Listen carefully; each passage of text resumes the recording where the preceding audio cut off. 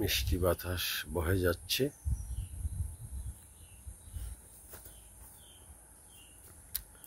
আকাশ মেঘলা, ভাবছি মনে হচ্ছে আরো বৃষ্টি হবে। এখন সকাল 6:30 বাজে। প্রভাত ফেরির জন্য মানে হিলিং ওয়াকের জন্য আজ খুব তাড়াতাড়ি ঘুম থেকে উঠলাম।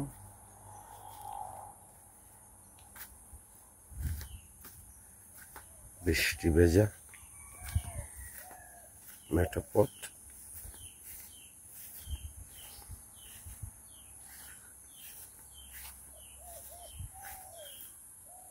ঘুঘু পাখি ডাকছে।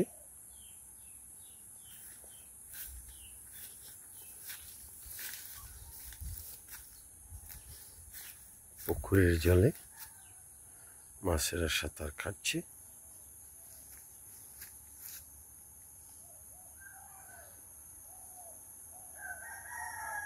ঘুঘু পাখি ডাকছে। গৃহপালিত পশু পাখিরও ডাকছে। কি সুমধুর ঘুঘু পাখির ডাক, মোরগের ডাক, আরো অনেক ধরনের পাখি, নাম জানি না। দেখেন কিচিরমিচির শব্দ বাড়ির উত্তর দিকের ফুটবনে। এটাকে আমরা বলতাম ফুটবন। আগের মতো এখানে ফুটবন হয় না। এই যে ফুটপাত, এই যে ফুটবন, এই যে ফুটগাছ। এখানে একটা সুবিশাল আম গাছ ছিল। ছোটবেলা আমরা এই গাছ থেকে আম খেতাম। এই আম গাছের দোলনা চড়তাম আমরা রশ্মি বেঁধে। কচু গাছে জমেছে জল। এক ধরনের বনু গাছ,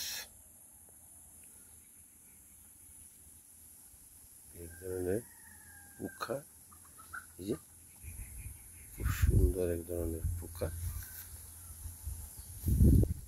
আমাদের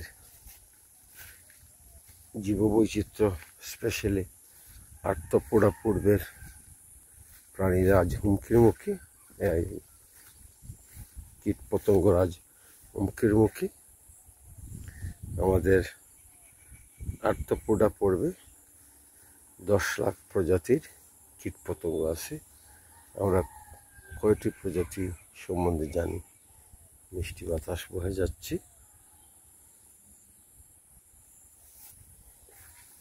এক ধরনের বনু গাছ, এটাকে আমরা বলি ভট গাছ। 4টি দেশি মোরগ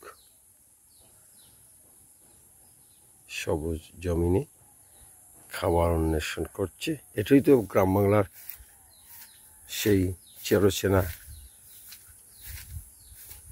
জগৎ, চিরাচরিত জগৎ। কচুবন অতিরিক্ত জনসংখ্যার চাপে আজ সব হুমকির মুখী। সব।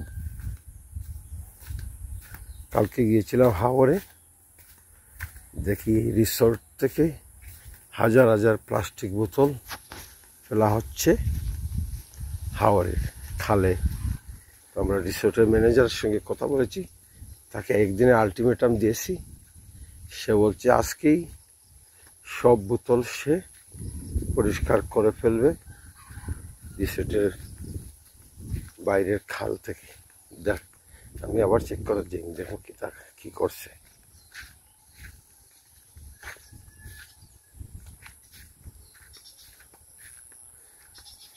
যে জাতি নদী নালা খাল বিলের উপর ভিত্তি করে বসতি গড়ে তুললো, সেই জাতি আজ আগ্রাসী জাতির রূপে রূপ নিয়েছে। সব কিছু ধ্বংস করতে চাইতেছে।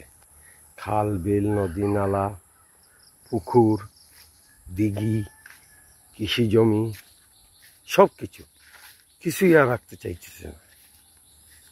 পরিবেশ, প্লাস্টিক দূষণ, ইন্ডাস্ট্রিয়াল দূষণ দিয়ে এই জাতি বাংলাদেশকে একেবারে শেষ করে দিচ্ছে। স্পেশালি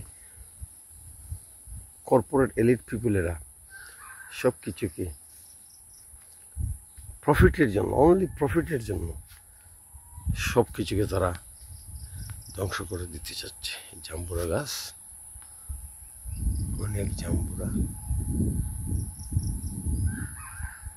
অনেক লতা পাতা, যা দেখলে চোখ জুড়িয়ে যায়। যে উফ, বিদেশে থাকলে এই লতা পাতা, লতানো গাছের জন্য মন খুব কাঁদে। এই যে আর একটা বড় গাছ, বৃষ্টি স্নাত শারদীয় প্রাতে হাঁটছি বাড়ির আশেপাশে। এখনো বাবা ঘুমে, কেউ উঠেননি ঘুম থেকে। মনে হয় মাও যেন এখনো ঘুমিয়ে আছেন। তো মা আজ বাড়িতে নেই, তিনি বাড়ির শূন্য মা। অনেক আগেই মারা গেছেন, 2021 অক্টোবরে। সবাই বলে শুধু তুমি তোমার বাড়িকে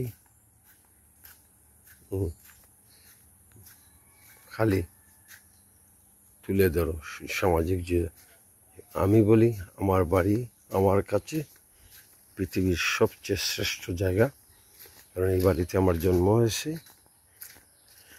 আমরা বহু পুরুষ ধরে এই বাড়িতে বসবাস করতেছি। এই বাড়িটি, এই গ্রামটি আমার কাছে সবচেয়ে শ্রেষ্ঠ জায়গা। হিতেশ্বর গ্রাম এবং আমাদের বাড়ি, এবং প্রতিটি বাড়ি আমার কাছে শ্রেষ্ঠ জায়গা বলে মনে হয়। আমার গ্রাম নিতেশ্বর এত সুন্দর, পূর্ব দিকে পাহাড়, পশ্চিমে হাওর, মাঝখান দিয়ে চলে গেছে ঢাকা সিলেট পুরাতন মহাসড়ক, আছে একটি ছোট্ট বাজার, আর লম্বা 2 মাইল লম্বা, 1.5 মাইল চওড়া, 2 মাইলের উপরে লম্বা, 1.5 মাইল চওড়া নিতেশ্বর গ্রাম। আছে কয়েক হাজার ভোটার, পানির জলে, পানিতে মাছেরা খেলছে।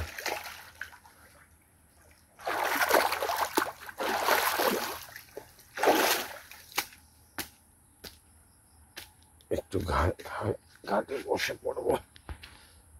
আসলে ঘাটে বসার একটা মজাই আলাদা। আমার সামনে প্রকৃতি, ঘাটে বসলে অনেক কিছু দেখা যায়। নীল আকাশ দেখা যায়, মেঘলা আকাশ দেখা যায়, গাছপালা দেখা যায়, পুকুরের জলে পাখিদের জল খেলা দেখা যায়, অনেক কিছু দেখা যায়, মাছের খেলা দেখা যায়।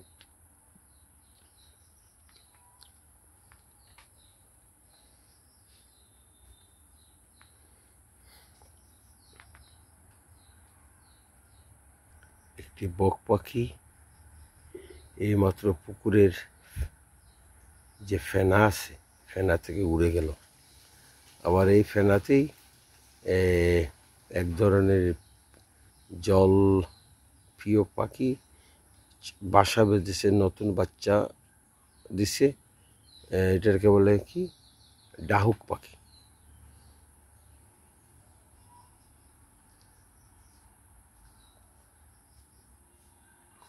কত বড় গাছ এখানে আসছে।